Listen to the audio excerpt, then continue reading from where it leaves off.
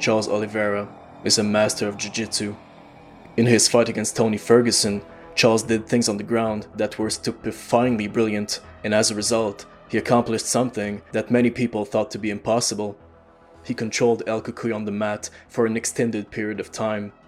In this video, let's take a look at the small details that made Oliveira's dominant top control so sublime. The fight starts. Right away, it's very clear that Charles can compete against Tony's stand-up. Visit this video for more details on Oliveira's complete MMA game. But yeah, Do Bronx likes to choose the path of least resistance, because he can. Once he sees that lead elbow attempt, he identifies the takedown opportunity. Ferguson's center of gravity is way too high. Oliveira takes a strong body lock, lifts Tony up, and then dumps him on the ground, landing into side mount. And what's the first thing he does to reinforce his dominance? He tries to control Tony's head, or more specifically, Tony's neck. It's not working on this side, he tries the other way. Now the grip is getting tighter, as Charles progressively sneaks his left hand between Tony's head and shoulder. Also, while he's doing that, he takes a long look at Ferguson's legs, assessing the position. Now he knows how to progress. He slides his arm behind Tony's legs and grabs his ankle. This is exactly what he needs to create the right angle. Like he does so often, Charles exchanges his hand for his foot, hooking Tony's legs in the process.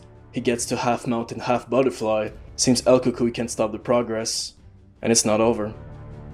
Look at how Oliveira hooks the leg in two places here. This is quite common, although incredibly annoying, and Charles does it better than pretty much anyone. And now we arrive to a very decisive moment in the fight. Oliveira is looking to improve his position to full mount. Before anything, he controls Tony's head by controlling his neck. Here, to progress further, he's gonna brilliantly use a 3-step technique. First step, Charles abandons Tony's butterfly and releases the double hook on the other leg to essentially move to half guard. But there's a small detail that makes a huge difference here. Instead of being directly between the legs, Oliveira's foot is carefully placed on Tony's left knee. Second step, Do Bronx extends his leg while pushing with his foot on Tony's knee. The whole purpose of this step, Oliveira's knee isn't between Tony's legs anymore. It's free to move. Third step, without resting even a little bit, Oliveira starts sliding his knee on top of Ferguson, making sure to keep his hips low, maximizing his control, minimizing the reversal risk. Speaking of reversal, did you really think Tony Ferguson would give up mount that easy? As soon as he feels the knee on his belly, he explodes. He pops his hips up in the air and turns his body to the side. It's safe to say that a vast majority of fighters would reverse the position here, or at least escape full mount. But a few key elements keep Oliveira safe. The most vital element is the neck control, cause at some point, it becomes almost impossible for Tony to keep turning his body. He's tough, but he's not a fucking owl. What also helps Charles is the way he uses his own hips. They are always tucked to Tony, they are always facing the mat, keeping their balance. That's how he's able to float over his opponent like that. And when the hips need help to restore balance, that's when Oliveira becomes a wizard. Look here, Charles's hips are leaning dangerously to his left because of Tony's reversal momentum. To stop this and restore balance, Oliveira lets Ferguson's body twist under him while diligently keeping a firm hold under his neck. He wraps his right leg around and gently places his foot right here. This accomplishes just so many fucking things. It restores the hip balance, assuring heavy top pressure. Tony cannot reverse Charles anymore because Oliveira can always rebalance his hips to the right by pulling here with his hook. If somehow Ferguson manages to pop his head out of this crap, Oliveira can simply take his back. But Do Bronx wants more control. He's got options, but he's made his choice a while ago. He won't leave that head go. Instead, he uses his legs to lean his hips to the right. Tony has got no momentum left. Oliveira abandons this hook to continue putting more weight on his right side. Damn, what's this, a hobbit? Oh no, sorry, that's just the last nail in the coffin of Tony Ferguson's reversal. That magical left foot just sneaks in out of the blue and robs El Cucuy of his last hopes. As you can see, Tony's hips are almost facing the mat, but with all the momentum gone, head controlled, hip controlled, well, he's powerless. How many times have we seen a powerless Tony? Oliveira calmly sits him back down. almost arrogantly, into full mount. Now that Mr. Oliveira is in full mount, the only question is, for how long? As we know, Tony never ceases to be combative, which is why Charles immediately puts him in the most annoying bottom position known to men. That kind of constraint is frustrating, to say the least. Oliveira chooses the patient way to play the beast. El Cucuy has something to say. He tries to reverse his opponent once again, but this time he's got no shot. His neck's controlled, his legs are repressed. Oliveira's hips are low. This attempted escape isn't even a concern for him. Poof. 2 minutes have passed and Do Bronx is still in full mount. Just like that, he has made something insanely hard against Tony look incredibly easy. Now that the round's in the bag, he can allow himself to go crazy. But there's no way you submit Tony without a little bit of deception. Oliveira postures up, threatening Ferguson with ground and pound. Tony extends his left arm, looking to diminish the force of the incoming elbow, but the opportunity Charles has identified is not one for a blow. Look at this. Oliveira comes down with the fake slicer bow. It makes Tony roll to his right, bracing for impact. But that striking defense from El Cucuy also creates a blind spot on his left.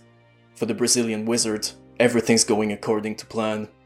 While convincingly feinting the elbow strike, Do Bronx sneakily moves his knee where and when Tony can't possibly see. This knee placement is a secret that cannot be kept for long. In a hurry, Oliveira adjusts his already existing grip. He's managed to misdirect Tony's intuition. His right knee's in an undetected position. He goes for it. He's got that arm locked up in a tight submission. This is it. Ferguson should tap any second now. Oh well, I guess not. Wow. Oliveira switches the technique with a smooth transition. Fuck, that doesn't look good. Tony, a crazy man, seems okay with a severe arm overextension as long as he survives until the intermission. Second round. Oliveira catches a kick to get to the ground. Then he proceeds to beat up on Tony for 4 consecutive minutes, like it's a walk in the park. Unreal.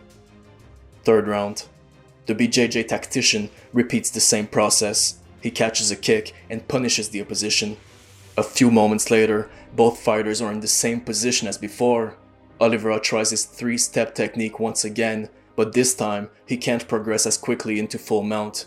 No problem, he accepts it. Side mount is a fine position for the time being, and so is the north-south position as a matter of fact. After all, one of Tony's arms is toast, so it's not a bad idea to make him work with his arms more than with his legs. Eventually, the calm Charles is going to find another way to get to full mount. And there it is already. Boom. So fast, yet so smooth. This transition meets no resistance. Oliveira drags Tony's head towards the fence. In return, Ferguson frees up his legs and uses them to walk on the cage, looking to reverse the full mount with the fence's help.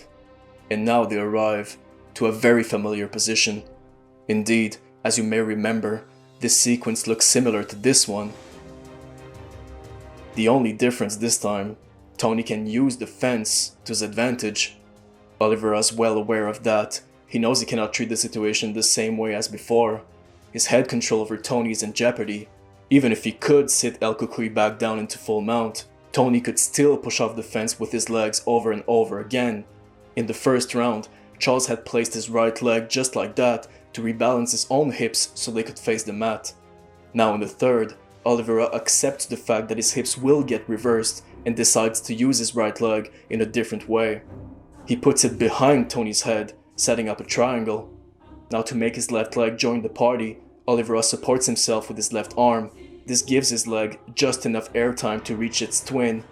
Then, Charles sneaks his left arm beneath Tony's armpit, controlling yet another limb. While he keeps pushing down on Tony's head, he locks in the triangle on the right side. Unfortunately for him, it's not as tight as it could be.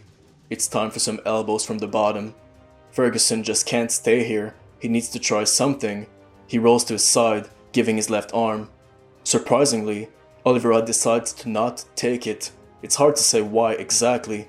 Maybe he was nice to him. Maybe he didn't feel like breaking an arm that day. Or maybe he felt like it was an unnecessary risk. It must be said that Tony would have violently pushed off the fence if the armbar was locked in. This would have created, possibly, a variable. Charles Oliveira this time preferred control. Right around here, he decides to not take the arm and come back on top instead. He knows the fight's in the bag. He sees a clear path to victory. Balanced low hips, top pressure, forearm behind Tony's neck. Basically, what he's done for the entire fight. Tactically, the best way to guarantee the safest night. Many people have great jiu-jitsu, are brutal ground and pound, are devastating striking, but only a few select people mix it all up as good as Charles Oliveira does. And the way he mercilessly controlled Tony Ferguson on the ground is just another example of that. Thanks for watching, guys. If you like this video, please consider dropping a big fat like. You guys are the best. Your support is incredible. I don't know how to thank you except giving you more content. Alright guys, see ya.